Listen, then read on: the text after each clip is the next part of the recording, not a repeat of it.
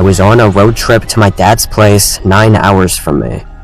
He retired at a small cabin that's not really out in the middle of nowhere, but it definitely feels like it. To get there, you have to turn off the main interstate and onto a very lonesome highway that takes about 6 hours to get through. There's almost no gas stations or towns along the road. I made the drive probably 3 or 4 times before. I was driving on that long, barren section of the highway. It was around 2 in the morning. Because I was making the drive overnight, I hadn't seen any other cars out since I turned off the interstate. I think I was about an hour and a half down the highway when the energy drinks were starting to have their effect on me, and I needed to take a leak. With the road empty and forest all around, I saw no problem with pulling off onto the shoulder and just going out in the trees. I parked and walked out just past the tree line. It was dead quiet. Creepy as hell for sure, but I knew I'd be quick, so I tried not to think about it. I was only out there for maybe 45 seconds when I started getting this itchy feeling. Not literally, but like a sense that something was wrong. I quickly finished up and turned around. There was another car parked behind mine. I was still kind of in the trees, but I could see this old gray sedan parked maybe 50 feet back from where my car was. Its headlights were off, and I didn't see anyone outside of it. I thought it was insane that I hadn't seen another car on this road all night, and then suddenly one shows up quietly parking behind me while I was taking a leak. I hoped it was just some nice old man thinking I had broken down or something and wanted to help me out. I hurried back up to the road. My eyes were locked on their car the entire time, but I don't know if it was because it was dark out or if they had heavily tinted windows, but I couldn't see anything inside their car. I decided not to test my luck and just quickly get in my car and get out of there. Not worth trying to get any answers. I started driving. And for the first minute, I didn't even want to check my mirrors. The thought that the car could have been following me on this lonely highway was terrifying, and being scared, I didn't even want to know. After that minute, I finally glanced in the rearview mirror, almost expecting to see the car behind me. But it wasn't. The road was empty behind me. Although, as I kept glancing at the mirror, my heart rate started building up, and I could feel that itchy, uneasy sense again. I kept shifting my eyes back and forth from the road and then the mirror. And then, suddenly, one of the times that I glanced in the mirror, I locked eyes with a man in my back seat. He was sitting in the dark directly behind me, keeping his body just out of sight of the mirror. My whole body jolted in fear, but the man quickly said in a deep, threatening tone to keep driving and to not look back at him. I said okay over and over, genuinely fearing for my life and knowing I had no choice but to listen and hope he lets me go after whatever this was. I couldn't believe how quickly the guy had to have gotten into my car while I was in the woods. He must have been right behind me, following me with his headlights off for a while. The man stayed silent for a few minutes as I continued driving down this barren highway. Every time I dared to glance back at the mirror, I couldn't even see him. It was pitch black back there, and I could only see his shoulder hardly sticking out past the seat. About 15 minutes in, still driving in silence, I looked back again, literally glancing at the mirror for just half a second, and the man was slightly leaning over enough for us to make eye contact. It was like he was already staring at the mirror, waiting for me to look. The instant I did, he screamed at me to not look back at him. His voice was so loud and deep, it honestly didn't even feel real, like it pierced my ears by how angry he got. I thought after that, I for sure was dead. I didn't know what was going to happen at the end of this, but I was absolutely positive now that he was not going to let me go. And not 2 minutes later, he suddenly told me to pull over.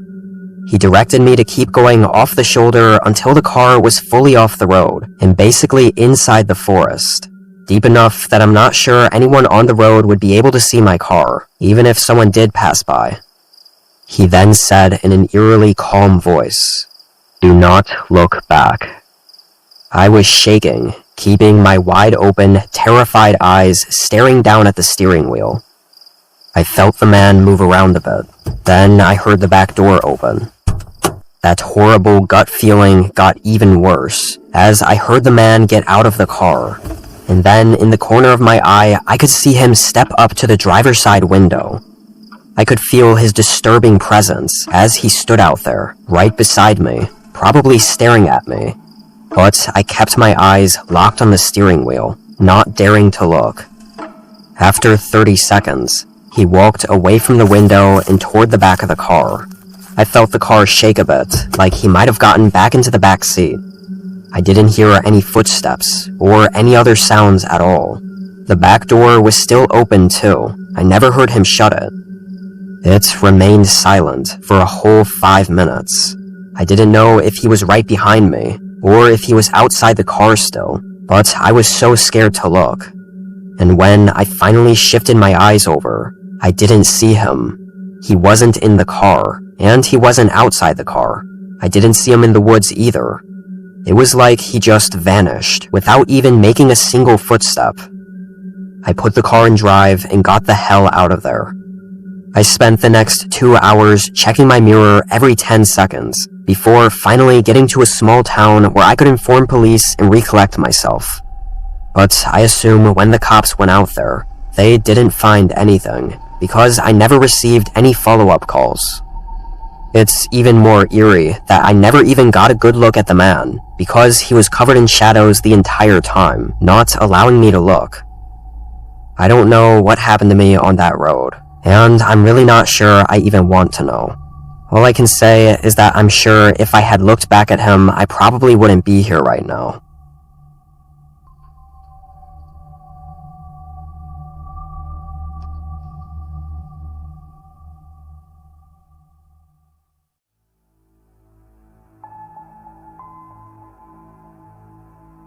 This was over a decade ago. I used to do a lot of photography, and had a phase where I was really interested in trying to learn astrophotography. If you didn't know, to take good pictures of the night sky, you pretty much have to go out in the middle of nowhere, where it's incredibly dark, away from any towns or cities, because of all the light pollution. One of the easiest ways to do this was to take long, rural highways, especially in the West, where cities are more sparse. When this happened, I had driven out to Nevada.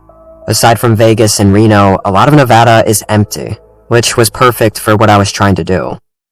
I found a very rural Nevada highway and drove out several hours from the nearest city.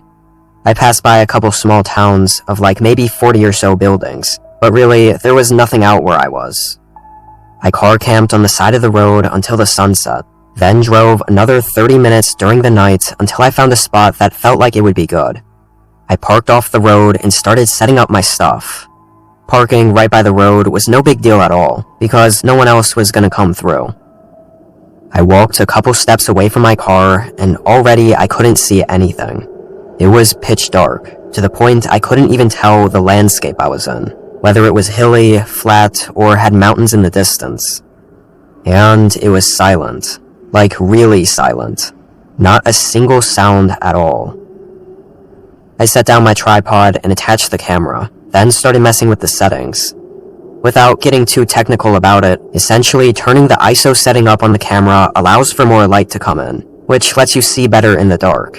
For astrophotography, this is an absolute must, so you can capture all the low light level from all the stars. So I started turning it up as usual. I still had the camera on the tripod facing forward, but as I was turning it up, I started to see something on the screen. I knelt down a little closer and continued raising the light levels. The image was fuzzy and still very dark. The landscape in front of me looked like flat desert, with some dry brush scattered around. But it really looked like a figure was standing in the dark, just 30 to 40 feet in front of me. I looked up from the camera, but it was genuine darkness. Couldn't see any shapes or anything. So after a moment, I looked back down at the screen. It was gone.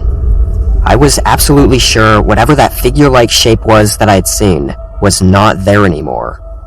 I physically jumped back and stared at the darkness, eyes wide open and listening for footsteps or any sounds of anything moving. To be clear, by this point I was not fully convinced what I saw was a person. Yes, the shape of the figure looked like it was the silhouette of a person, But out here, with no other parked cars or anything, it was just so unlikely that I still thought it must have been something else. Maybe an animal or something that just looked off in the dark. After a moment of hearing nothing but dead silence, and again not being able to see, I quickly stepped forward and grabbed the entire tripod with the camera, then started using it to look around. Everything was very grainy, and I didn't see any other shapes or movement. It was just that flat desert landscape. I quickly made the decision that this wasn't worth it. As soon as we saw him and the man could see us, he smiled and waved, then stuck his thumb out to show he was looking for a ride. Me and Connor only had like 30 seconds to figure out what to do before he was at our window. Connor wanted to at least ask for some directions, or see if he could help us, but neither of us wanted to hitch him a ride given the strange circumstance. Connor rolled his window down and waved for him to come to the driver's side. He asked the man if he could tell us what road we were on, or point us in the right direction. The man nodded and said we were just outside of a small town, which was where he was headed, about 10 miles down the road. He told us that we should have service once we get there, so we'd be able to figure out the rest of it. And he asked if he could get a ride if we were going that way. Connor looked really reluctant, but quietly said sure. After he'd agreed, the man's smile grew wider. It was almost inhuman how wide and teethy his smile got, like it actually sent chills through me. But before anything could happen, he opened the back door and got in. I don't think Connor saw or noticed the weird shift in his smile, and I couldn't tell him obviously because the man was right behind us, so I stayed quiet. And I can't say I blame Connor for agreeing to the ride, because the man was being helpful to us, and so it seemed really shitty to say no to a 15-minute ride down the road straight to his face. Once the man was in the car and we started driving, it got real quiet. No one was talking anymore. The silence only made me feel worse about things. Something did not feel right about this guy. I felt uncomfortable knowing he was back there, probably looking at us. And every time I glanced back, he had that same wide, creepy smile. After 15 minutes, the man suddenly leaned forward and said the town was right up ahead. The highway came to a split, with one road going off to the left and one to the right. The man told us to go left. Connor drove down that way, and the road very quickly dropped off into gravel. It was no longer a real road, and off the sides of the road was the town. But not at all what we were expecting. There were a bunch of old wooden houses along the gravel road. All of them were completely decrepit and run down, and abandoned. None of them even had lights on. This was very clearly a ghost town. Connor immediately stopped the car and asked sort of aggressively what the hell this place was. I looked back. The man still had that smile, and said this was the town, then let out this quiet laughter. Connor told him to get out, but the man didn't move. He just sat there smiling. I started getting really fucking scared. I could see the fear and adrenaline going through Connor as well. He opened his door and stepped out, then swung open the back door and told the man again to get out. But the man didn't even look at him. He looked behind him. Connor reached in and grabbed him, then tossed him out, which is when the man's face abruptly shifted into this feral rage, and he started attacking him. Just then, I started to see what the man was looking at. A horde of maybe 7 or 8 people came out of the abandoned houses and started running towards our car. I yelled at Connor to get back in. He quickly threw the man aside and slammed the door, locking it just as a couple of the other guys got up to the car. We floored it past them, then turned around and sped back to the road. From there, we were both freaking out, and just kept driving. By some miracle, almost an hour later, we got back to a part of the highway that we remembered, and traced our way back to where we had service. We had no idea what kind of sick trap that was, or what was going on in that ghost town. After the road trip, we tried using Google Maps to figure out where we were and to find what and where that ghost town was, but we couldn't find it. Even today, I still sometimes go on maps and try to figure out where we were lost at. I don't think we'll ever be getting any answers though.